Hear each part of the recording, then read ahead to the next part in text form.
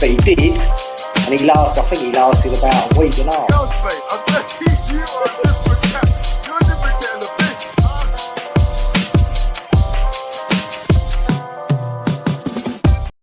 West Ham still do own a player that's probably not on the ends of your tongues, player that you've probably not spoken about for such a long time. However, after the comments that he made last night, this player is going to be the tip of your tongues for a little while to come yet. The player we're talking about is Nikola Vlasic. Yes, that man, the forgotten man, you could say, has made a big statement against West Ham. Now, he's 25 years old and he's signed for West Ham for 25, nearly £26 million back in 2021. But he did fail to earn any significant time in a West Ham shirt before he was sent on loan to Torino at last season as well. Now, in Italy, he played 34 times in the Serie A, scoring 5 goals and adding 6 assists. However, now back in London, he has made his intentions clear and he now wants to make the move permanent. Something we knew. And in doing so, the Croatian international has launched a remarkable rant, you could say, against our beloved club. Whilst speaking to Tuttosport, he said that the club were not communicating their asking price to Torino, and the winger claims that West Ham Torino submitted an offer worth 7.7 million. What he went on and said was he's fed up with the dead end situation. We all know that I'm not considered an important player here. I'm just one of many of the reserve group. I returned to London respecting the call-up with great fairness, and I'm training every day with utmost professionalism, but this cannot be the solution.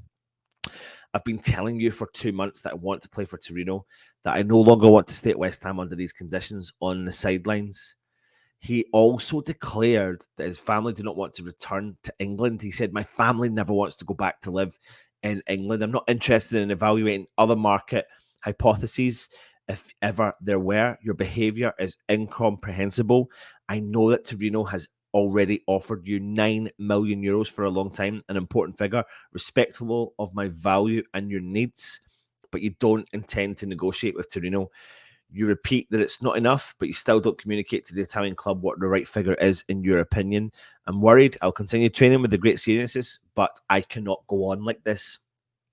At West Ham, he only did score 1 goal, 2 assists in the 31 games that he played during his Premier League minutes at West Ham. In actual fact, he only played about 500 odd minutes at West Ham under David Moyes. And he does have a previous history of playing in England. He used to play for Everton. He left Goodison Park in 2019 to go and play for CSKA Moscow in a £14 million transfer, having scored twice in 19 games for Everton. Now, the situation with Vlasic is, I think we all knew that he was never at the top of his game when he came to the club. We all knew that West Ham probably paid over the odds. The situation is as this. There is an element that he's thrown his toys out the pram. Absolutely. The player is throwing his toys out the pram. But we can't beat about the bush here, and we can't underestimate the fact that we know that West Ham's transfer business is not great. So, for example, if we sign a player for the amount of money we paid for Vlasic and we sell him for a loss, West Ham have a strong history of doing that. And I think Vlasic probably knows that. And it's a weighing up situation. What do you do? What are we going to gain from keeping Vlasic on our books? You know, I feel like hopefully we've learned the lesson from buying and selling and not making any money and not losing drastic amount of money like we did with Sebastian Haller and Felipe Anderson, just to name a few. So when it comes to Vlasic, he has no future at West Ham. We all know that. And what's going to happen here is we're going to have damaged goods. Damaged goods that aren't going to benefit us moving forward at all at the club. The player doesn't fit to the system. The player doesn't look like the player that we... In actual fact, when we bought him, I don't think we were enamored by him anyway. I think he was just a kind of maybe a luxury signing. Maybe he's a luxury player. I think he's done well at Torino. But he has made it clear now he doesn't want to play for the club. So there's no point in us playing for the club. This is forcing the West Ham's hand. What are we going to do? Pay him the wages we pay him and keep him on the books, or just go and get 9 million euros, whatever that is, 8 million quid for the player, bring it in. It's a massive loss again, another massive loss for the club. But equally, though, there's no point in having someone in who's going to sit there and cause problems in behind the scenes, because he blatantly is. He doesn't want to be here. So there's just no point in keeping him. And I don't believe put it in the comments and let me know your thoughts.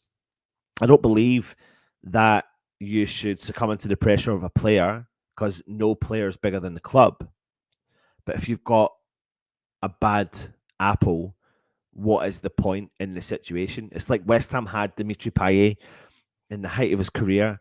He was one of the best players, you could have said, at the time in worldwide football. But because there was problems going on, West Ham accepted a lower fee. If you think about Dimitri Payet in the height of his game, he's not worth the money we sold him for. The reason we sold him for the less money was because he wanted to go back to Marseille only. And we all know why he wanted to go back to Marseille. And now you're looking at the Vlasic situation and you're thinking to yourself, you spent all the money, but the player doesn't want to be at the club. And he's making it crystal clear. He'll be professional. He'll turn up to training. He'll do his job, but he'll be crystal clear. But it's very damning on West Ham's owners. It really is. But it's nothing new. It's really nothing new. It's the communication. I think there's a communication issue throughout the club. No ifs or buts about it. I think some people are thinking that there's a bit of an exaggeration going on about the West Ham transfer situation just now. And I'm not panicking. I'll panic, but I'm not thinking like, oh my God, we're going to get relegated.